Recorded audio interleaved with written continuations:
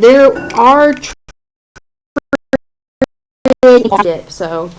but there is another part. So you could see trig equations with inequalities like on the AP exam, in mock exams. Just know I skipped over that, and because I felt like it was too difficult, would take up too much time, and then it'll only be like 1 or 2 questions on the exam. Okay. So trig equations, if you think about solving equations, normally you get one answer. However, where trig that's periodic, that means your answer repeats over and over and over, depending on what the period is. So when we solve equations, sometimes it'll say your answer between 0 and 2 pi. So that means you don't have to really worry about what the period is. You just kind of solve it and get your answers. But if it doesn't say that, there's a general way that we will write our answer.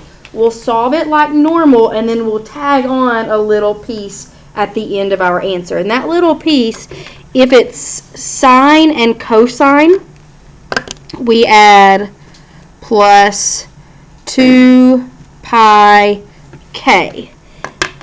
So the reason we add that is 2 pi is our period. And so we're adding 2 pi as many times as we want. We add 2 pi once, we add 2 pi twice, we add 2 pi 3 times, and we're going to get the same answer because it's periodic. And then cosine, we would add plus pi k after our answer because the period of tangent is pi. So whatever the period is, basically you add the period plus whatever. And we're going to have to use sine, cosine, tangent, inverse, like we learned yesterday. So my first equation, I'm going to just kind of rewrite it and space it out. Cosine of theta equals negative square root of 2 over 2. This one is very simple. It's like a one-step equation, basically. I'm wondering cosine of what equals negative square root of 2 over 2. And mathematically, what we want to do is we want to get theta, or our variable, by itself. So technically, to get rid of cosine, you don't divide by cosine. You do cosine inverse. So we're going to do cosine inverse to both sides.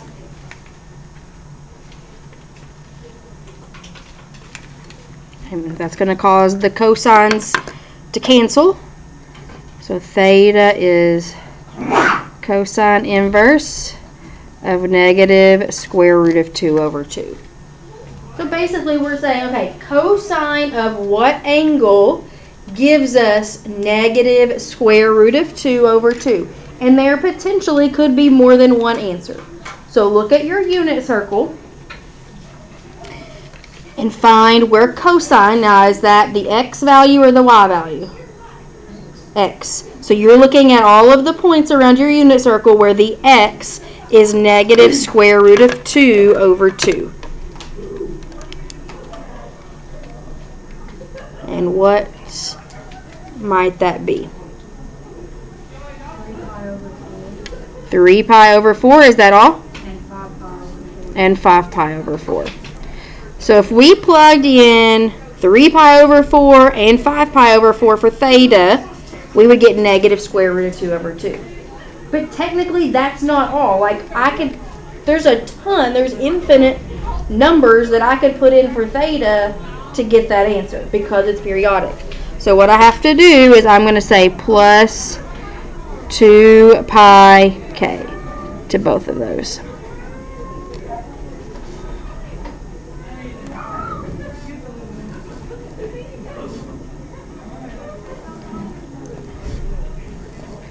So if I add 2 pi to 3 pi over 4 and plug that in for theta, I'm still going to get the answer of negative square root of 2 over 2. If I add 4 pi, if I add 6 pi, if I add 8 pi, I'm still going to get the answer of negative square root of 2 over 2. All right.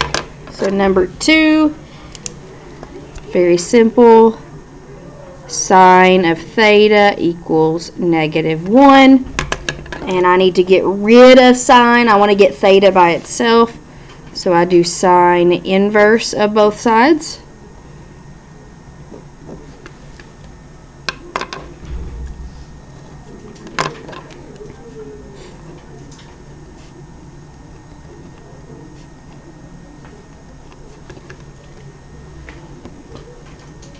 So now we're looking for where sine of what angle gives us negative 1. So we're looking at the y values along our unit circle to see which one has a y value of negative 1. 3 pi over 2. Is that all? It is. It is all. So plus 2 pi. Okay.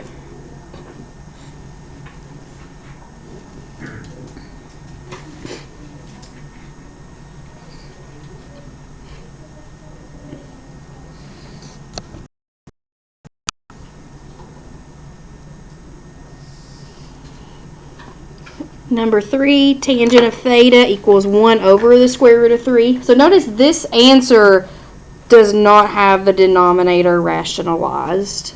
And that is possible too. So tangent of theta equals 1 over square root of 3. So we're going to do tangent inverse.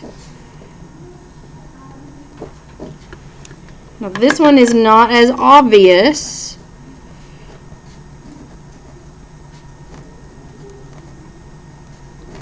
You can't just tell by looking at it. So what I did was I knew it has to be one, like I knew it has to be like one where there's a 1/2 and then the square root of 3 over 2, or vice versa. It has to be one of the 6 basically. And I know this is positive, so either it's got to be in the first quadrant or the third, because a positive divided by a positive or a negative divided by a negative. So let's see, if I want to test out the point 1/2 square root of 3 over 2, if I want to take the tangent is sine over cosine, so square root of 3 over 2 divided by 1/2 times, keep change flip. So if I pick one of the coordinates that has the 1/2 in the x spot, and I take the tangent of that angle, I get square root of 3, not 1 over. So I need the opposite. I need the one where the 1/2 is in the y spot. And then the square root of 3 over 2 comes first. So what radian measure has that coordinate? Pi over 6. Yep. And then plus, I need to add plus pi k. Now that's not all. So remember, it can be a negative over a negative. So if you kind of basically just follow that line down your unit circle, the pi over 6 line, follow it over till you're in the third quadrant. And what other angle measure? 7 pi over 6. 7 pi over 6. Plus pi k. Now, actually, this is 1/6 right here, right? 1/6 pi. If you add pi, you're adding 6 over 6. So pi over 6 plus pi is actually 7 pi over 6. So you can list them both out separately, but one of these gets it enough. One of these is enough. Whereas the sine and cosine, you would need both. I wouldn't count off if you had both of these, but it's kind of redundant to say it. It's kind of like saying your answer is 3 plus 2 and also 5. All right, number 4. This one we're going to have to do some extra math. So it's literally like you're solving an equation. You subtract 5 from both sides.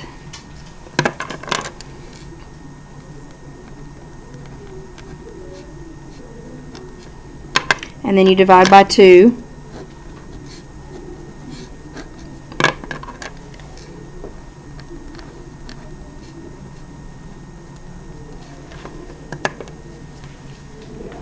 And then we would do the inverse.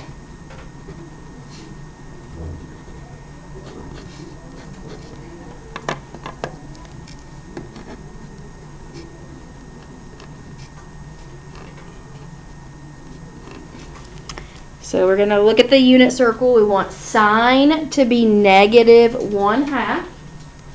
So you're looking for where the y value, the y coordinate on the point is -1/2.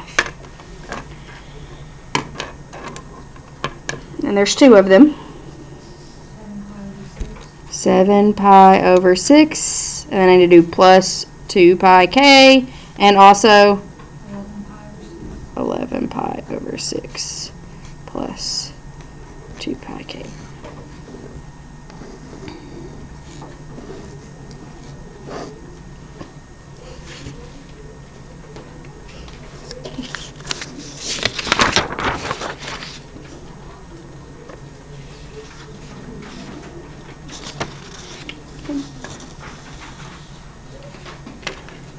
Number 5. What would my first step be on number 5?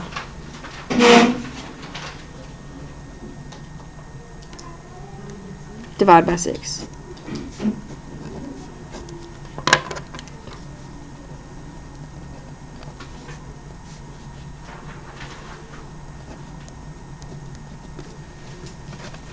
And that simplifies to square root of 2 over 2. So you're looking where sine gives you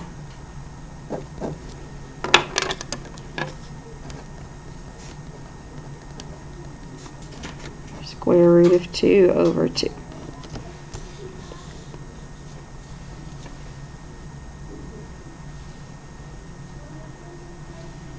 And where might that be? And 3 pi over 4 plus 2 pi k plus 2 pi k.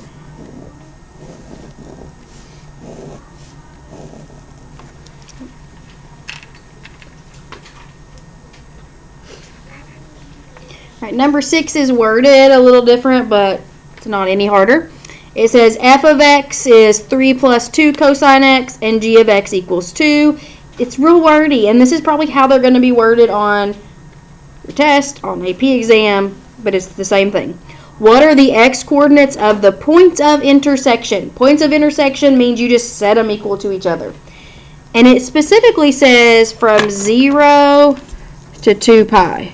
So this means we don't need the plus 2 pi k. If it gives you that interval and says, okay, just between here and here, so just like the main unit circle, we're not going on and on and on forever. So we want to know where f of x equals g of x. So we're just going to write out 3 plus 2 cosine of x equals 2.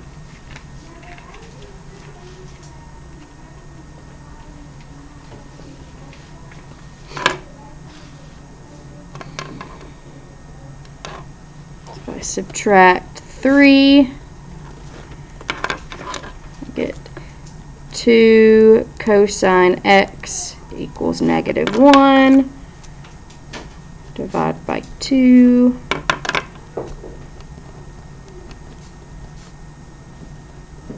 Cosine x equals -1/2. We've not done this one.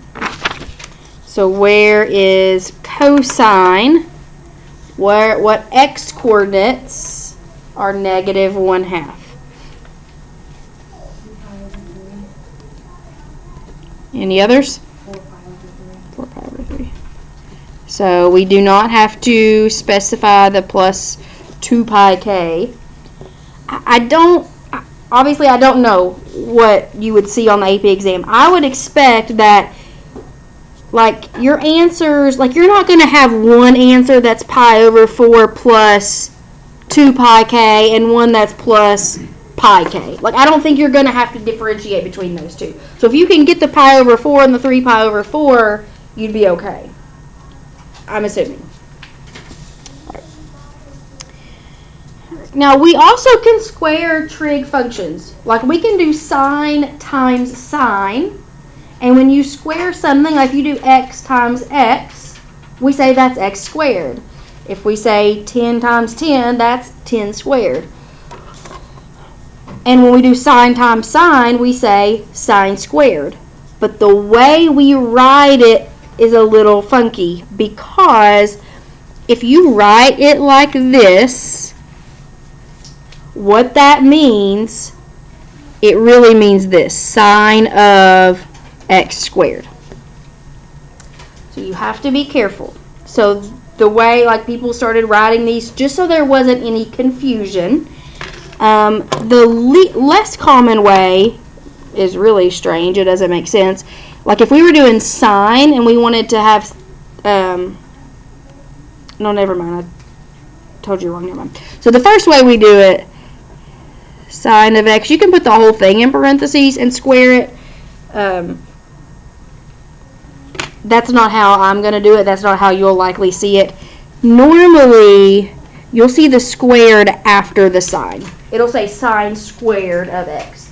But that just means that you're doing sine of x times sine of x. You'll see the squared on the inside, usually.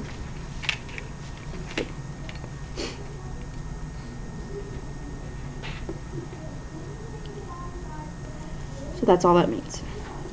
So number 7, what are all the values of x? And it gives us this interval where cosine squared x equals negative cosine x. So a lot of times with these equations and the things that we're going to do over the next couple of days, there's not necessarily one clear-cut, absolute, always the way you do it. Now these, you're going to subtract 3, divide by 2. But when they get to they're a little bit more difficult, there's more going on, you might just have to play around. And it's going to happen that you might try something and then it doesn't work. Right? And that's okay. Like, I was working on questions for something and I wrote all this out and then it, like, did not work. So I scribbled it all out and turned it over. Like, but I can just tell you right off, the way I would do this one is I would get all of the cosines on the same side. Now, x squared plus x.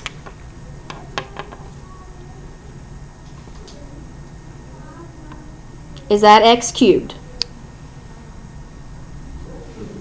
No. Is it 2x squared? It's not. We just leave it x squared plus x. If you have different exponents, they cannot be added or subtracted. That is not x cubed. So when I have cosine squared x equals negative cosine x. On this one, we would add cosine x to both sides. This one is cosine squared. This one is not. You cannot combine them into one. They're just going to say cosine squared x plus cosine x equals 0.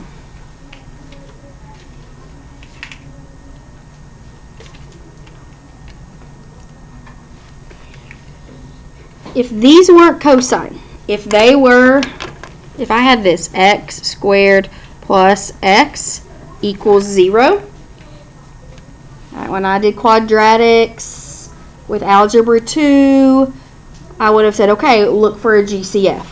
In this case, is there anything that those two terms have in common? They both have an x. So we would put the x out front, leaving us with x plus 1. And then we would say x equals 0, x plus 1 equals 0, and we would solve from there. X equals negative 1.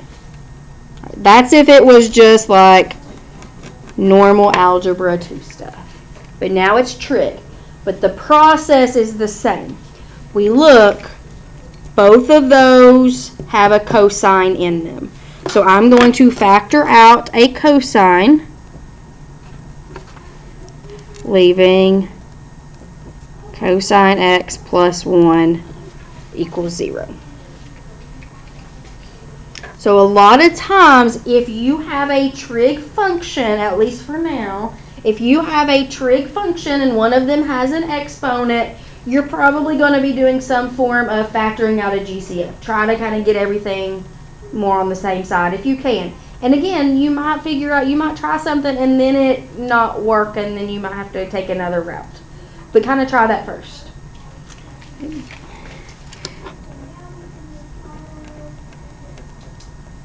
Alright, so first I'm going to figure out where cosine is 0.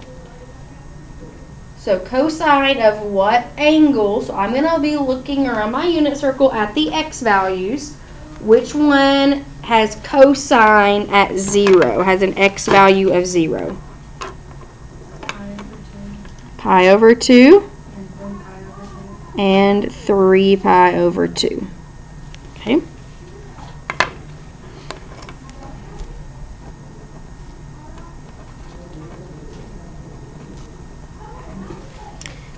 Cosine x plus 1 equals 0. I need to subtract 1 from both sides.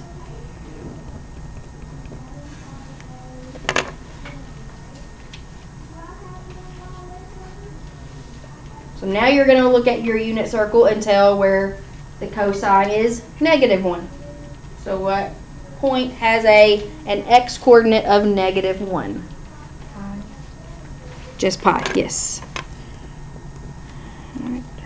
So we have 3 solutions. So any of those 3, if I plugged those in for those x's, those would be equal. And if you're like at home or when we do the worksheet, you can get on the Desmos calculator or on these calculators and try, like, put those in for x and see if that's true. That's something you can do. Now on the test, you won't have your calculators to test, but at least for your practice, you can test to see if you got it right.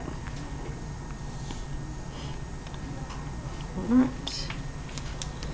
Here we go. Let's f of x equal 2 sine squared x and g of x equals square root of 3 sine x. In the xy plane, what are the x coordinates of the points of intersection? So we're going to have to set those equal to each other. When you see point of intersection, set them equal.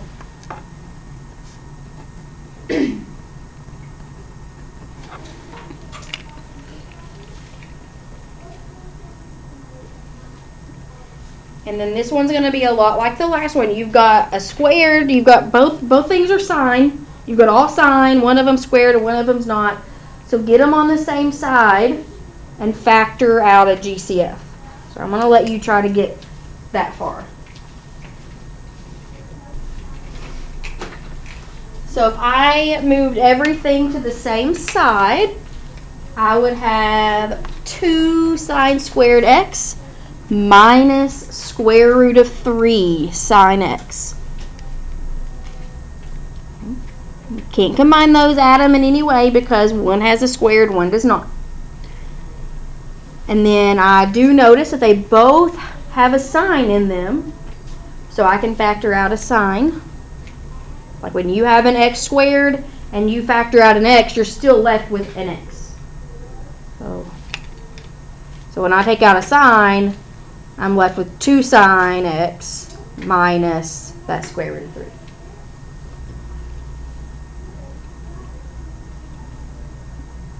And then we're going to set each one of those equal to 0 and figure out my answers.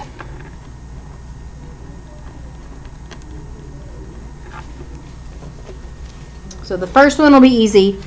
We're looking where sine is 0. So where the y value, what coordinate the y value is 0. That would be, so if you look at your interval, one of them we could use 0 or 2 pi. We're specifically going to use 0 because this over here is not it doesn't have the equal to part, so it doesn't want us to actually use 2 pi. But we can actually use 0. So use 0 as opposed to 2 pi when you pick that one. So sine is 0 at 0 and pi, right? Over here and over here. That's where your y value is 0.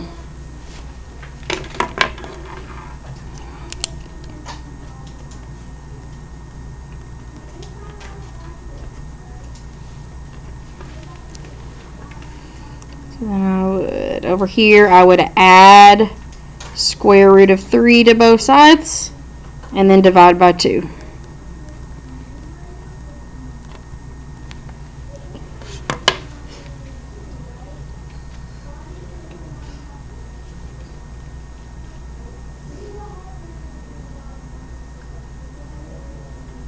So where sine is square root of 3, positive square root of 3 over 2. There should be two of those.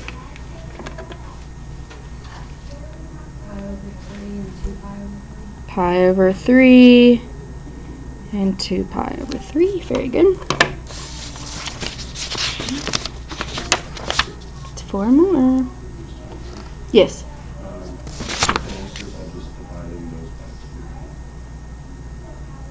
Dividing. Like, you know how that 2 is in front of the sign? Yeah. I just divided both sides by 2 and I got the same answer. That's what I did to get from here to here. Okay. I divided by 2. Right. I just didn't show all that. Yeah. So square root of 3 divided by 2.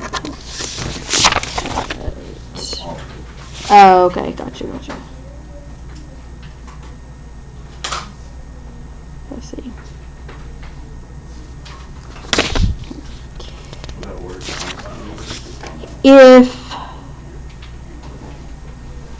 If you've got 0, because when you divide 0 by 2, it's still 0. So that didn't affect that. At what point did you divide by 2? Like the very first step. Here? Put 2 sine squared x is equal to square root of 3 sine x. And divided by 2. Divided by 2. Yeah, that would work. You can kind of algebraic steps. You can do a lot of things in a different order. So that would have been fine too. Yep. So number 9, function f. What are the zeros of f? Just set that equal to 0. So 3 minus 4 sine squared x equals 0.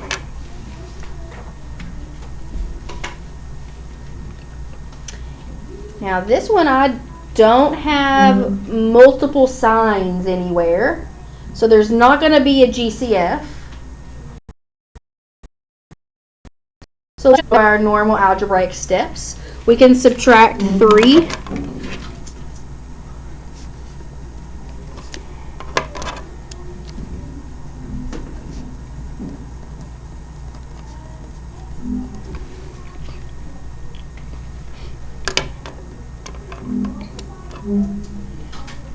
And then divide by negative 4.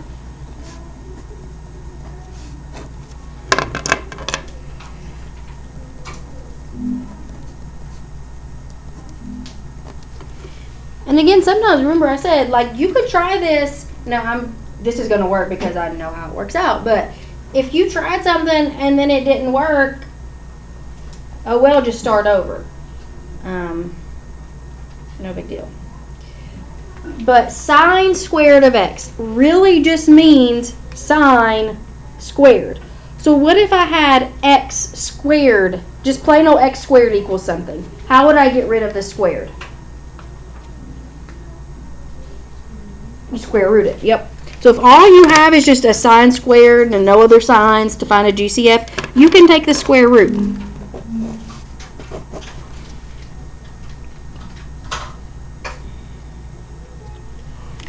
That's the same thing as the square root of 3 over the square root of 4.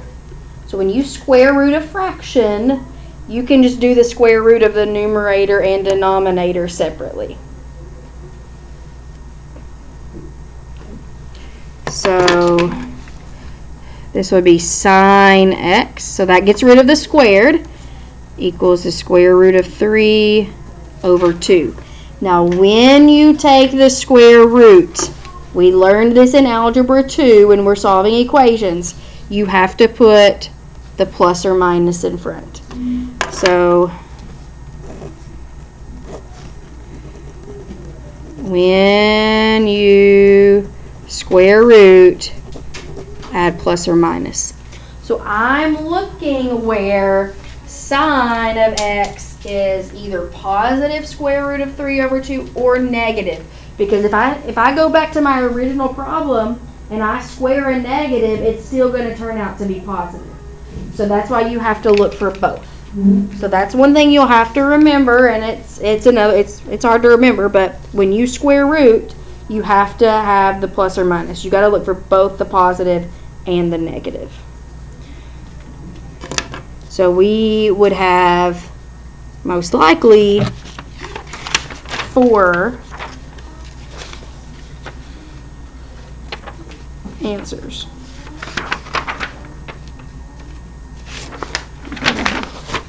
So where is sine either positive or negative square root of 3 over 2? Pi over 2? Wait, what'd you say? Pi over 3. Okay, pi over 3? 2 pi over 3? 7 pi over 6? Wait, no. That's Not 7 pi over 6? It's 4 pi. 4 pi over 3? And 5 pi over 3? Does everybody agree? All of those have a y coordinate of square root of 3 over 2 or negative.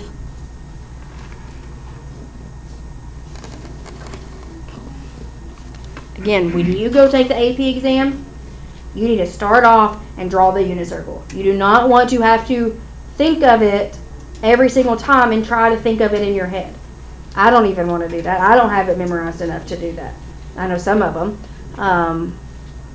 But take 3, 4, 5 minutes at the beginning and draw it in. And you might have to do that on the calculator, like each time you get it. I don't know how it is. I guess you'll get a new booklet, one with calculator, one with not, so you might have to do it every time. But alright, number 10. F of x is sine squared x plus sine x. What are the zeros? Well, this one's easy compared to ones we've been doing. What are the zeros? Set that equal to 0. So sine squared x plus sine x equals 0. This one you've got a sine squared and a plain sine. You're going to do GCF. So try this one. Alright, so if you factor out sine, in parentheses you're left with sine x plus 1. You set each of those equal to 0 separately. So where sine is equal to 0, no, should be 0 and pi, not 2 pi, 0 and pi. And then where sine is equal to negative 1 is at 3 pi over 2.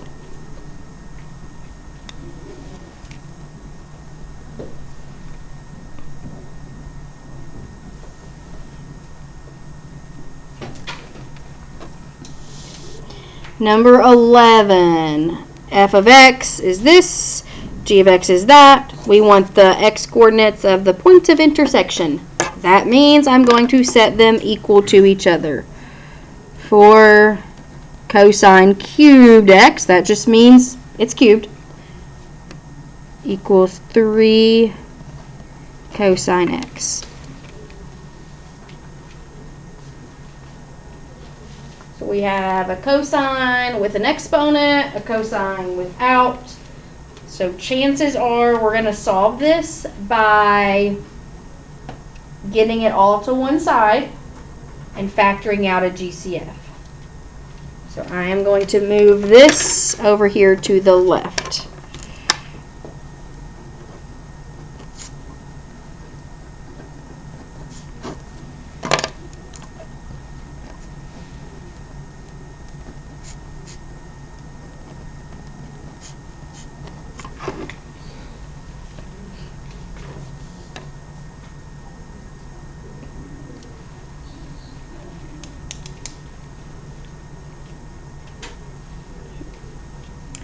They both have a cosine. How many cosines do they have in common?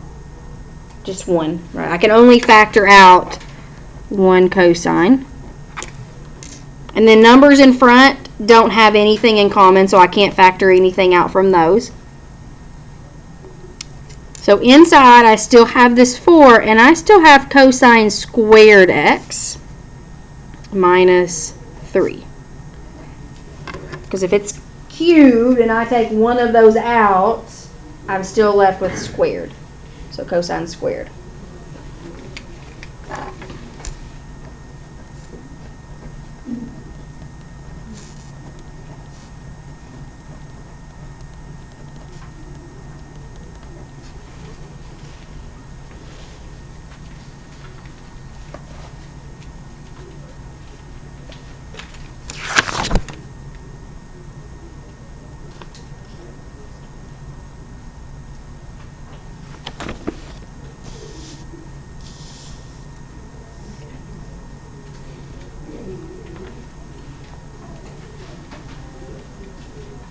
So you take out a cosine, and then you set each of those equal to 0.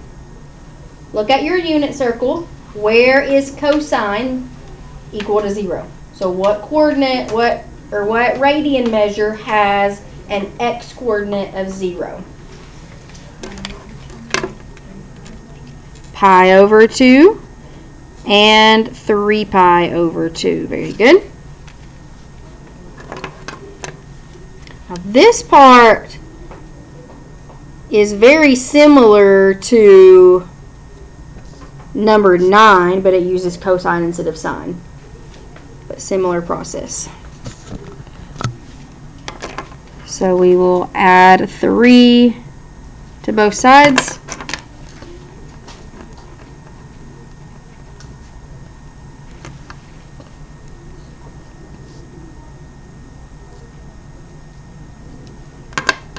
Divide by 4.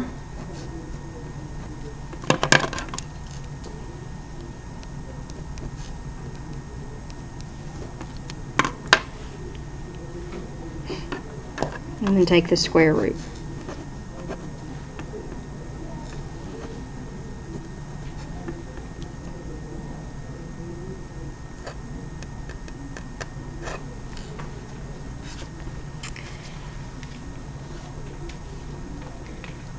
So this time we need to know where cosine is square root of 3 over 2 and also negative square root of 3 over 2. Anytime you take the square root, you need a positive and a negative.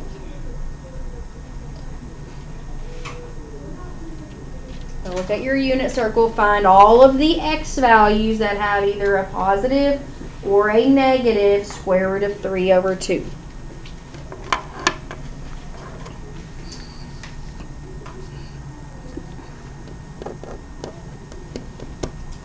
And what might that be?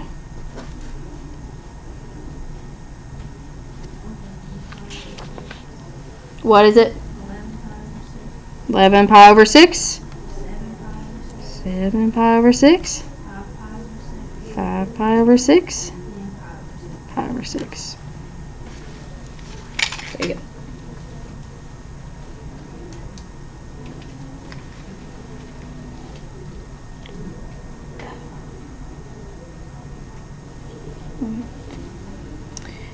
Number 12, we're given, oops, it says function g and then that says f, but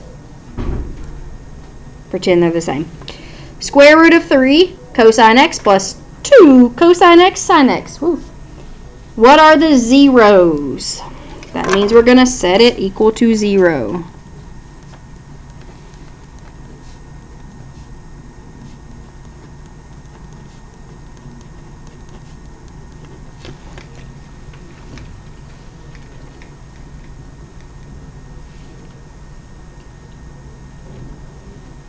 Do those two terms have anything in common? Well, x is not by itself. They have a what? They both have a cosine. So we're going to take out cosine x.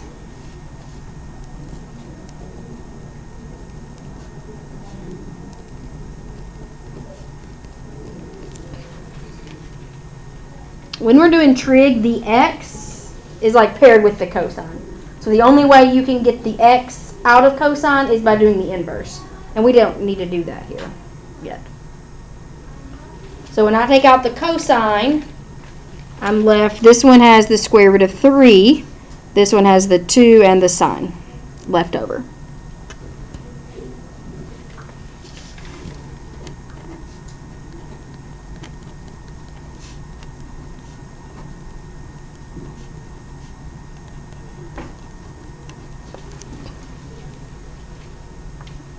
I want you to finish out both of those.